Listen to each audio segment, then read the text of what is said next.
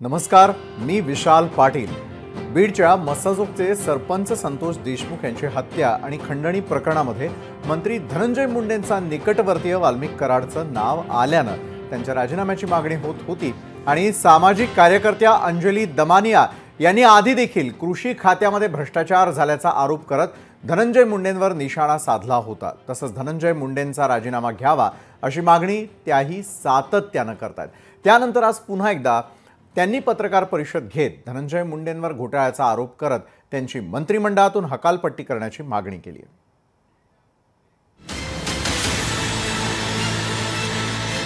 यांना कुठल्याही मंत्रिपदावर कधीही बसता कामा नये, त्यांची तितकी पात्रताच नाही।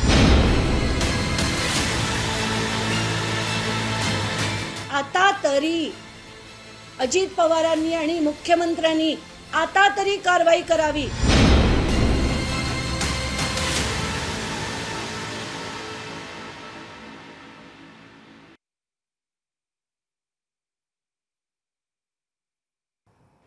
अंजली दमानिया यांच्या टार्गेटवर आता पुन्हा एकदा धनंजय मुंडे आलेले आहेत।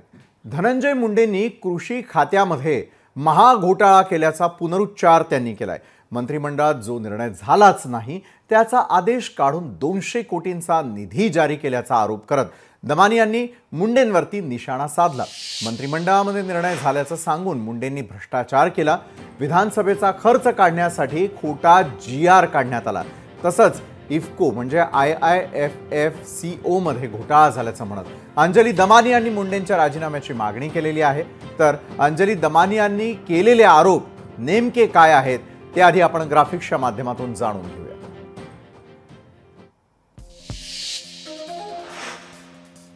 तर धनंजय मुंडेंकडून कृषी खात्यात महाघोटाळा करण्यात आला, मंत्रिमंडळात निर्णय नाही तरी देखील जीआर काढून 200 कोटींचा निधी जारी करण्यात आला, निर्णय झालेला नसताना त्याचा खोटा आदेश काढण्यात आला, तर आदेशानंतर अतिरिक्त 500 कोटींची मागणी करण्यात आली। धनंजय मुंडेंसारखा भ्रष्ट माणूस कुठल्याच मंत्रिपदाच्या लायक नाही असं देखील स्वतः अंजली दमानिया यांनी आरोप करताना म्हटलंय। कराड मुंडे एकमेकांसोबत असल्याचं पुराव्यांनिशी सिद्ध केलेलं आहे। धनंजय मुंडेंवर तातडीनं कारवाई करावी, तर धनंजय मुंडेंना मंत्रिपदावरून काढून टाकावं याचा पुनरुच्चार आज पुन्हा एकदा अंजली दमानिया यांनी केलेला आहे। पत्रकार परिषदेमध्ये नेमकं अंजली दमानिया काय म्हणालेले आहेत त्यावर एक नजर टाकूयात।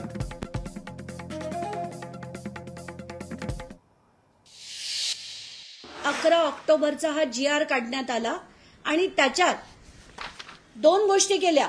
एक म्हणजे आपल्याला अतिरिक्त 500 कोटी देण्यात यावे आणि हे जे 200 कोटी होते जे मी मागच्या जेव्हा घोटाळा काढला होता त्याच्यात म्हटलं होतं की 200 कोटीचे नंतर बॅटरी स्प्रेअर पंप आणि सोलार लाईट ट्रॅप हे घेतले गेलेत ते वेगळे असे हे दोन्ही सँक्शन या जीआर मधनच करण्यात आले। पण हे कधी नव्हतंच। कॅबिनेट बैठक 23 तारखेची पण बघा, 30 तारखेची पण बघा, याच्या 200 कोटी बद्दल एक चकार शब्द सुद्धा लिहिलेला नाही। खोटं बोलून धनंजय मुंडे हे असं मांडतात, त्याच्यावर जीआर काढतात आणि ते करून घेतात। इतकी लिमिट यांची जर होत असेल तर यांना कुठल्याही मंत्रिपदावर कधीही बसता कामा नये, त्यांची तितकी पात्रताच नाही। कारण इतका भ्रष्ट माणूस जो मंत्रिमंडळाचे निर्णय झालाय असं दाखवून जर भ्रष्टाचार करत असेल तर असा मंत्री यापुढे कधीही झाला नाही पाहिजे। कृषी तर नाहीच नाही, कधीही हा मंत्री झाला नाही पाहिजे अशी माझी थेट मागणी आहे। आणि आता तरी अजित पवारांनी आणि मुख्यमंत्र्यांनी आता तरी कारवाई करावी, कारण हे खोटे निर्णय दाखवून मंत्रिमंडळात कॅबिनेट बैठकीत झालेला निर्णय असं सांगून जर जीआर काढला असेल तर हे ऍब्सोल्यूट खोटं आहे। तर सामाजिक कार्यकर्त्या अंजली दमानिया यांनी आज घेतलेल्या पत्रकार परिषदेत नेमकं काय म्हटलं याचे हायलाइट्स आपण पाहिलेले आहेत. मात्र अशाच प्रकारे पूर्वी सुद्धा त्यांनी धनंजय मुंडे यांच्यावरती आरोप केलेले होते. या आरोपांदरम्यान यापूर्वी सामाजिक कार्यकर्त्या अंजली दमानिया नेमकं काय म्हणालेल्या होत्या ते देखील पाहूयात.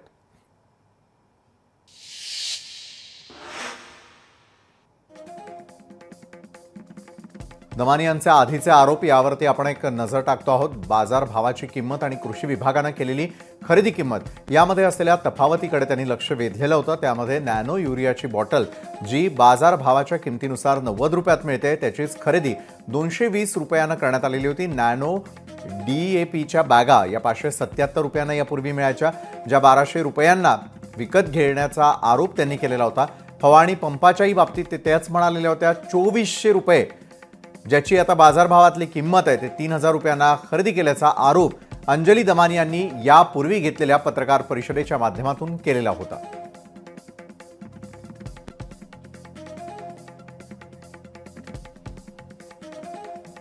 तर यापूर्वी करण्यात आलेल्या आरोप आणि आजचे आरोप यामधली तफावत तर आपण पाहिलेलीच आहे. नॅनो युरियाच्या बॉटल, त्याचबरोबर नॅनो DAPच्या बॅगा आणि फवारणी पंप या संदर्भात त्यांनी पूर्वी केलेले आरोप होते. तर आज त्यांनी मात्र इफ्कोचा घोटाळा सर्वांसमक्ष मांडण्याचा प्रयत्न केलेला होता आणि इफ्कोच्या या घोटाळ्यामध्ये नेमकं त्या काय म्हणालेल्या आहेत त्या संदर्भातले बाईट्सही आपण पाहिलेले होते.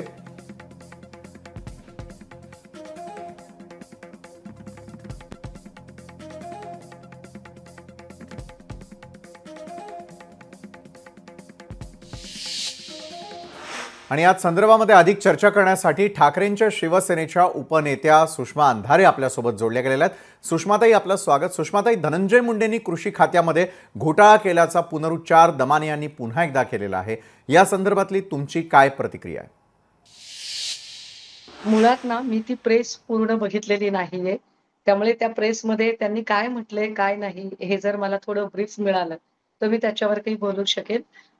दुसरी गोष्ट अशी की तो विषय पूर्ण माहित नाही, त्यामुळे त्या कोणत्या विषयाच्या अनुषंगाने, कारण दमानिया रोज नवा काहीतरी विषय काढत राहतात, त्यामुळे त्यांचा जर विषय मला थोडा ब्रीफिंग जर मिळाला तर मी नक्की आपल्याला बोलू शकेल. मुंडे इफ्को घोटाळ्यामधून वाचणार नाहीत असं सातत्यानं अंजली दमानिया सांगताना दिसतात. जसं तुम्ही म्हणालात की प्रेस कॉन्फरन्स पाहिली नाही, मात्र इफ्को कंपनी संदर्भात अतिशय मोठ्या स्वरूपाचे त्यांनी आरोप केलेले आहेत. त्यांनी तर माध्यमांसमोर थेट या संदर्भातले पुरावेच मांडण्याचा प्रयत्न केला, तरी सुद्धा कारवाई का होत नाही आहे असा सवाल त्यांनी आज उपस्थित केलेला आहे. मला असं वाटतंय की आता ज्या पद्धतीने ह्या आरोप प्रत्यारोपांच्या फैरी चालू आहेत, बघा मी आपल्याच चॅनलवर याच्या आधी सुद्धा हे सांगितलेलं होतं की धसांकडे काही पुरावे असतील, दमानियाकडे काही पुरावे असतील, हे सगळे पुरावे प्रेस कॉन्फरन्स किंवा सभा याच्यामधून मांडण्यापेक्षा हे सगळे पुरावे ऑनरेबल कोर्टाच्या समोर ऍफिडेव्हिशनने दिली तर ते जास्त संयुक्तिक ठरतात. मात्र 2 महिने त्याच्यावर फक्त आणि फक्त मीडिया ट्रायल झाली. 2 महिन्याच्या नंतर आता दमानिया सुद्धा म्हणतायत की मी कोर्टाकडे जाणार आहे. त्यामुळे त्या कोर्टाकडे ज्या काही जाणार आहेत हेच पाऊल जर 2 महिने आधी उचललं असतं तर ते अजून बेटर राहिलं असतं. हा एक भाग आहे. दुसरं असं की या सगळ्या संबंधाने म्हणजे काय निर्णय घ्यायचा किंवा काय भूमिका घ्यायची, तर मला असं वाटतं की ही भूमिका खरं तर माननीय मुख्यमंत्री आणि उपमुख्यमंत्री या दोघांनी मिळून घेणं अपेक्षित आहे. परंतु दोघे काहीच बोलत नाहीत, एकमेकांवर टोलवतात. याचा अर्थ दोघांनाही या पापाचे भागीदार व्हायचं नसावं, हा एक भाग आहे. दुसरं असं की सन्माननीय भुजबळ साहेबांनी काय म्हटलं त्याकडे सुद्धा आपण जरा लक्ष दिलं पाहिजे. भुजबळ साहेबांनी किंवा ओबीसी नेते बबन तायवाडे यांनी जी भूमिका मांडली की आधी प्रचंड आरोप होतात, राजीनामे घेतले जातात आणि नंतर व्यक्ती निर्दोष साबित होते. परंतु नंतर ती निर्दोष झाली तर मग त्या व्यक्तीचं जे आधीचं नुकसान झालंय त्या नुकसानीला जबाबदार कोण असेल. आणि हे या पद्धतीने असं असंख्य वेळा झालंय. म्हणजे भावना गवळींवर ढिगाने आरोप किरीट सोमय्याने केले, दप्तर बिप्तर काढली, किरीट सोमय्यावर पुन्हा आरोप केले, अजितदादांवर आरोप केले, प्रताप सरनाईकांवर, यशवंत जाधवांवर, असंख्य लोकांवर ते आरोप केले गेले. याच्यामध्ये आरोप केलेल्या विशेषतः त्यावेळेला म्हणजे एकनाथ खडसे साहेब असतील, भुजबळ साहेब असतील किंवा संजय राठोडांवर केलेले आरोप या सगळ्या लोकांचे राजीनामे घेतले गेले, पण राजीनाम्याच्या नंतर राठोडांचं पुनर्वसन पुन्हा भाजपानेच केलं. मग आता भाजपा जाहीरपणे संजय राठोडांची माफी मागेल का? किंवा संजय राठोड तरी या संबंधाने या लोकांवर अब्रू नुकसानीचा दावा का बरं करत नसतील, की ही सगळी मिलीभगत आहे. आणि जर या दोघांची ही सगळी मिलीभगत असेल तर मग तुम्ही लोकांना मूर्खात काढण्याचा कार्यक्रम करणार आहात का? मला असं वाटतं की कायदा जेव्हा सांगतो की 99 दोषी सुटले तरी चालेल, एका निर्दोषाला शिक्षा होता कामा नये.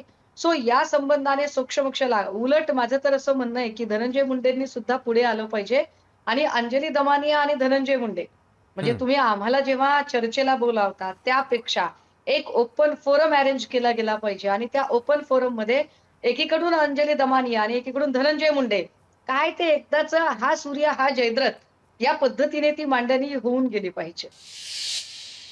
बरोबर आहे. तर समोरासमोर येतील आणि एकमेकांवरचे आरोप प्रत्यारोप याविषयी बोलतील का लक्ष असेलच. मात्र सामाजिक कार्यकर्त्या स्वतः अंजली दमानिया आपल्यासोबत जोडले गेलेल्या आहेत. अंजलीजी, आज महत्त्वपूर्ण अशा प्रकारची तुम्ही पत्रकार परिषद घेतली. इफ्को संदर्भातला घोटाळा आणि कृषी विभागात झालेला घोटाळा त्याची आकडेवारी देखील धक्कादायक असल्याचं पाहायला मिळतं.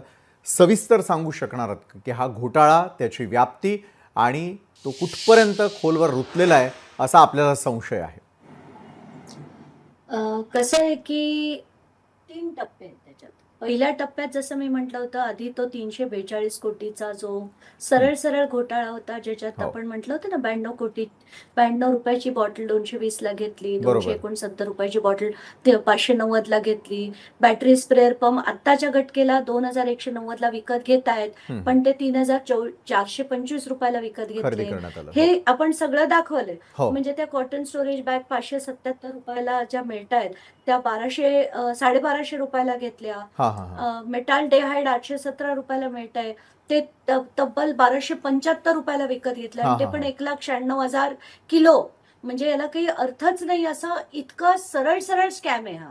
आणि त्याच्यात जसं मी पहिल्या दिवशी म्हणजे 4 तारखेला मी ती प्रेस कॉन्फरन्स घेतली. 5 तारखेला रात्री मला कोणास ठाऊक असं वाटलं की आपण हे जे नॅनो युरिया नॅनो DAP आहे ते आपण मागवूया, म्हणून त्या ॲग्री वेबसाईटवरनं मी मागवले. 5ला रात्री मागवले आणि 6ला मी माध्यमांमध्ये सांगितलं की मी काल रात्री 11:30 वाजता अमुक मागवले आणि त्याचे जे इनव्हॉइस होते ते ट्विट केले. ते बरोबर. केल्याबरोबर 7 तारखेला इफ्को कडनं एक प्रेस रिलीज येतं. ते आपल्याला माहितीच नव्हतं कोणाला. ते नंतर धनंजय मुंडेने दाखवलं. तर इफ्कोचं प्रेस रिलीज काय येतं की या सगळ्या ऑनलाईन ज्या वेबसाईट्स आहेत त्या काही कुठल्याही प्रकारे काही मागू शकत, म्हणजे आमची इफ्कोची प्रोडक्ट्स ते विकू शकत नाहीत जोपर्यंत त्यांच्याकडे ओ फॉर्म नाहीये तोपर्यंत. मग आपण काही माध्यमांनी ना रिअल्टी चेक केलं. त्या सगळ्यांनी agree website, big heart, AgroStar सगळ्या म्हणजे अमेझॉन पासून सगळ्या वेबसाईटवर आत्ताच्या घटकेला सुद्धा इफ्कोची सगळी प्रोडक्ट्स विकली जात आहेत हे त्यांनी दाखवलं.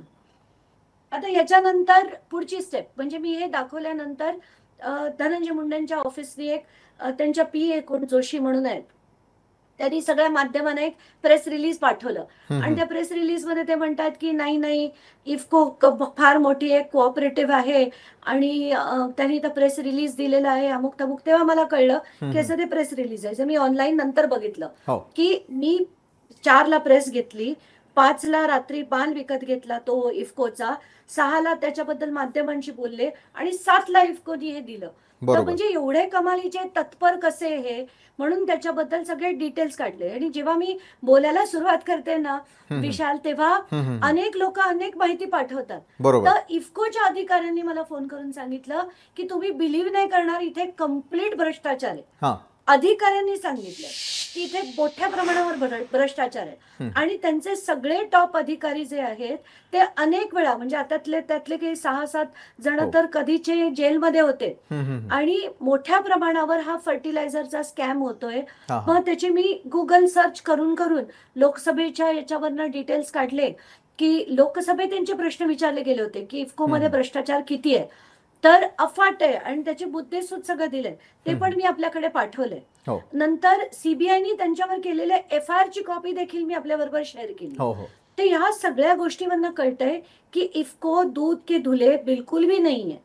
आता त्यांच्या ऑफिसरचं आणि यांचं कसं संगनमत होतं, कसं ते रूट, म्हणूनच इफ्को खरं MAIDCचं डायरेक्ट डिस्ट्रीब्युटर असताना त्यांच्याकडनं थेट घेता येण्यासारखं असताना टेंडर कंडिशन बदलून त्यांनी ते वाया करून त्यांनी एका ट्रेडरकडनं पालीवाल महेश्वरी नावाचे कोणतरी आहेत, त्यांच्याबद्दल मला काही म्हणायचं नाही, पण त्यांच्या थ्रू त्यांनी हा माल घेतलाय का? तुमच्याकडे तर थेट खरेदीचे अधिकार होते, मग तुम्ही हा वाया का घेतला? आणि याच्यात सरळ सरळ दिसतंय की 100% हा मोठा स्कॅम होता. आणि आपण आकडेवारी दिली, सगळं झालं. हा त्यातला भाग 1. आता भाग 2. त्याच्यात कसं झालं होतं की त्यांच्याकडे बजेट होतं 341 कोटीचं. आता पहिल्या याच्यात ही किमती वाढल्या, मग बॅटरी स्प्रेअरची वाढली, मेटाल्डेहाइडची वाढली, त्यामुळे जेवढ्या लोकांना डीबीटी द्वारे द्यायचं होतं, म्हणजे जे आता 5 लाख शेतकरी होते त्यांना 3 लाखांनाच देता आलं, तर 2 लाख शेतकरी उरले.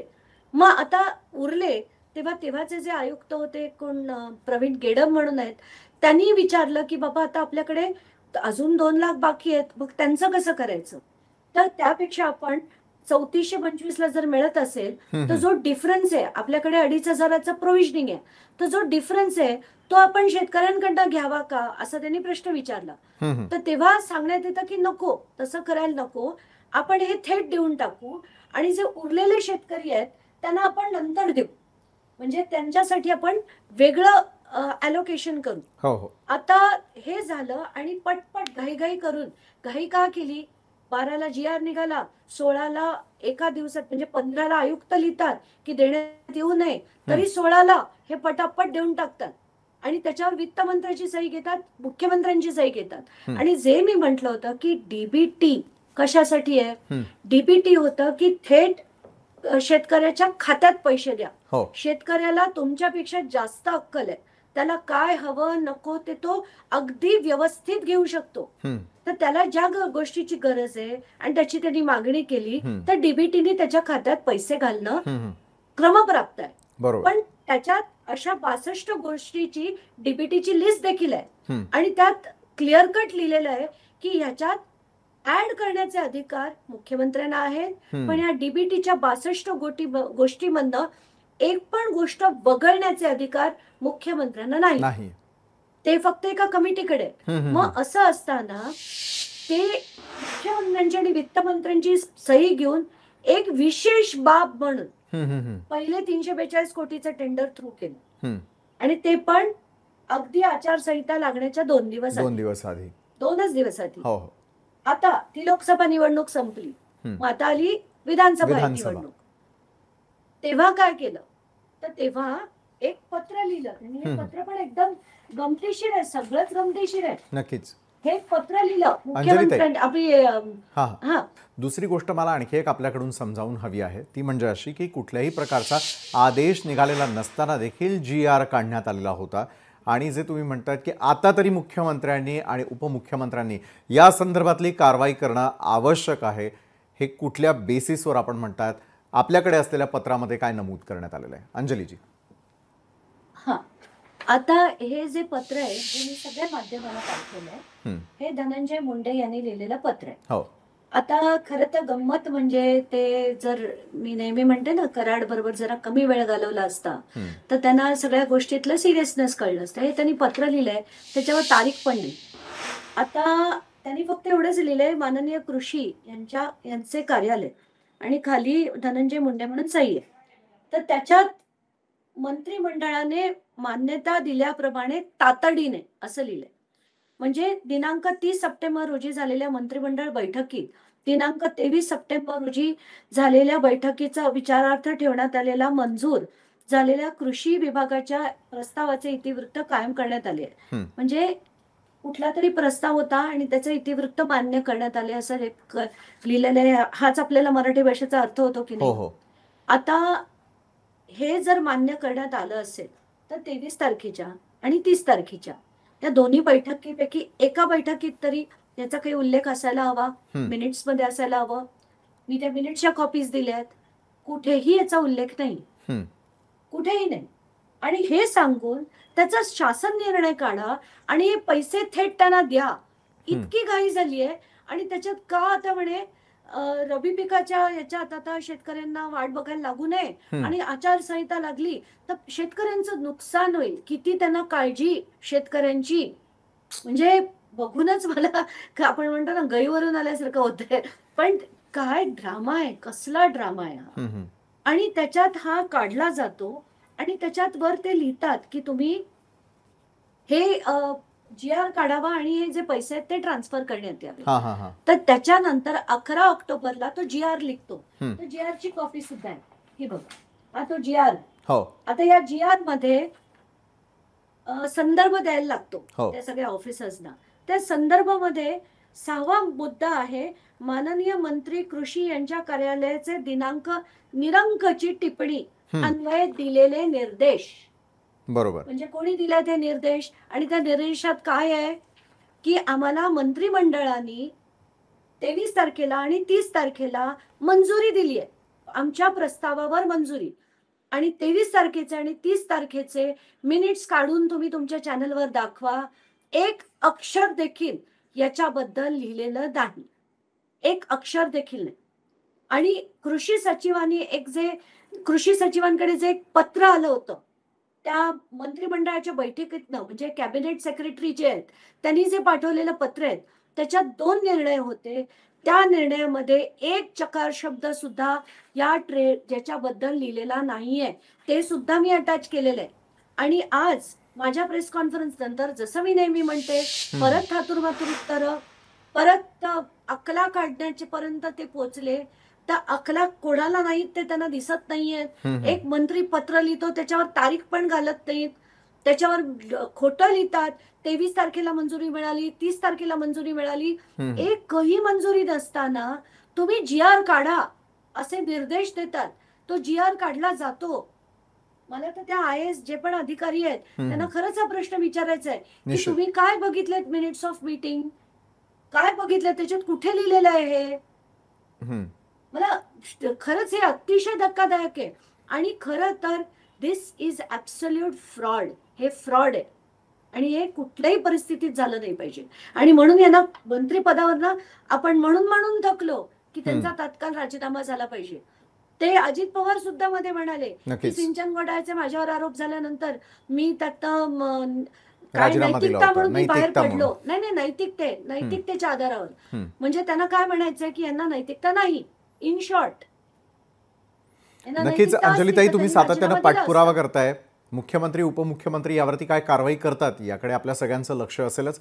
मात्र वेळात वेळ काढून तुम्ही न्यूज प्लॅनेटच्या माध्यमातून आज दिवसभरात नेमकं काय घडलं, कुठले पुरावे आपल्या हाती लागलेले आहेत आणि ते पुरावे तुम्ही सुपूर्द ठेवलेले आहेत याचा पाठपुरावा करत राहूत. तुर्तास तुम्ही आमच्यासोबत जोडला गेलात आणि चर्चा केली त्यासाठी खूप धन्यवाद. तर आता दुसरीकडे करुणा मुंडे यांनी सुप्रिया सुळे यांची भेट घेतली. धनंजय मुंडेंचा निकटवर्ती असलेल्या वाल्मिक कराडकडून आपल्याला मारहाण झाल्याचं त्यांनी सुप्रिया सुळेंना सांगितलं. तसंच मुख्यमंत्री देवेंद्र फडणवीस यांनी अद्याप आपल्याला भेटीची वेळ दिली नसल्याचंही करुणा मुंडेंनी सुप्रिया सुळेंना सांगितलं.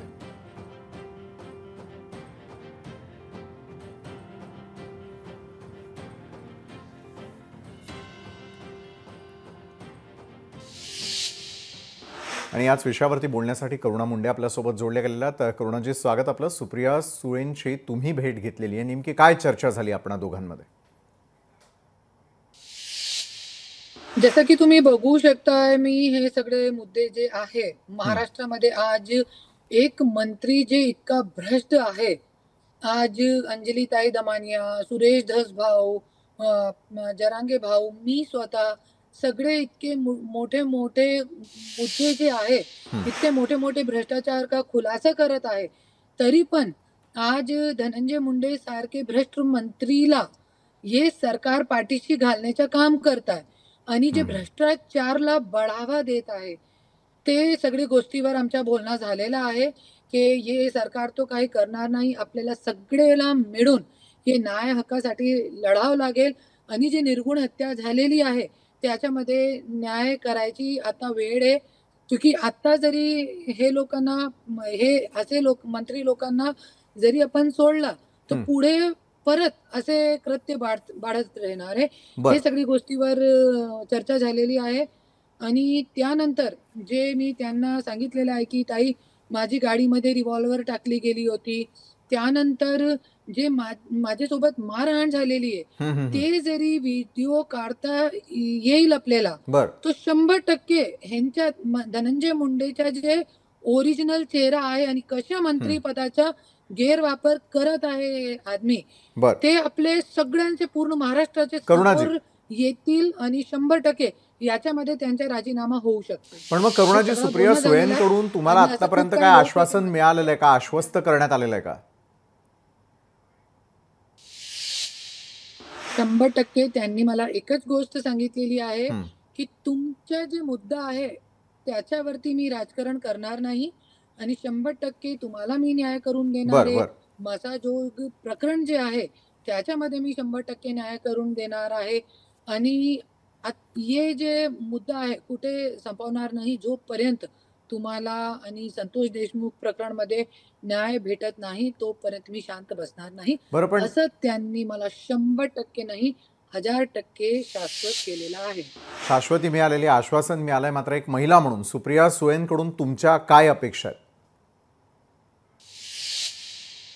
100% एक महिला म्हणून मला सहकार्य करतील, मला सपोर्ट करतील हे म्हणूनही मी त्यांची भेट घेतली आणि त्यांनी पण खूप मला एक महिला म्हणूनही त्यांनी इतके मोठे शब्द सांगितले मला की तुमचे मुद्द्यावरती मी राजकारण कधीही करणार नाही, पण 100% तुम्हाला न्याय करून देणार आहे, मसाजोग प्रकरणमध्ये न्याय करून देणार आहे आणि त्या न्याय हक्कासाठी 100% वेळोवेळी तुमच्या पाठीमागे मी राहणार आहे. बरं. पण मग करुणाजी, अंजली दमानी यांनी आज पुन्हा एकदा पत्रकार परिषद घेतली, धनंजय मुंडेंवर आरोप केलेले आहेत, या आरोपांकडे तुम्ही कसं पाहता?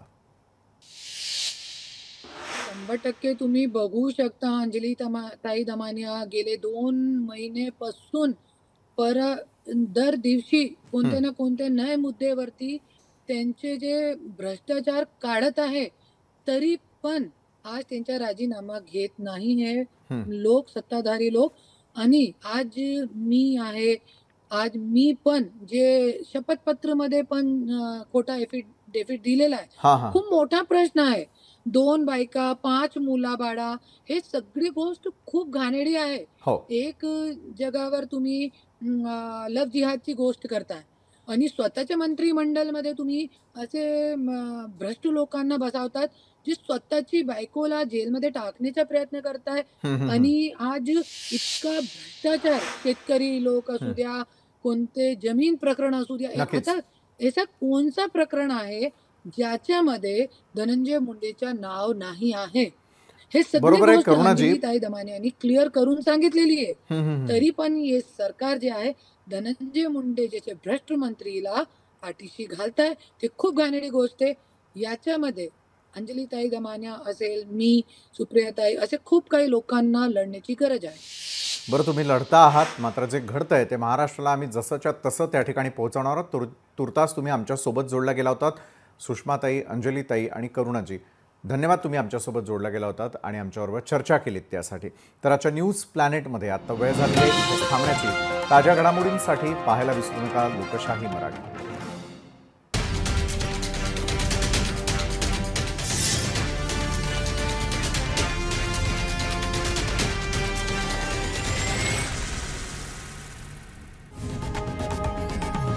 लोकशाही मराठी, ऐका, पहा, जागरूक रहा.